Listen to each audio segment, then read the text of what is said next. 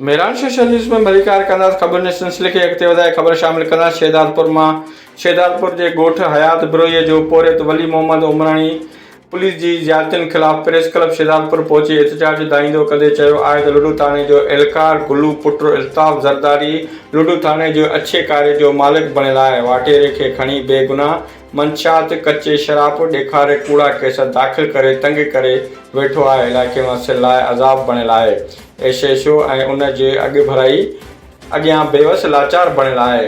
हुननि घुर कई आहे त IG सिंध DIG शहीद बेनज़ीराबाद ऐं SSP Sanghar DCP Shahdadpur notice वठी क़ानूनी कार्रवाई करे तहफ़ुज़ फ़राहम करे। उन हवाले सां ही रिपोर्ट पेश आहे शहदादपुर खां असांजे मेरान सोशल न्यूज़ जो bureau chief reporter Waheed Ali बाकराणीअ जी।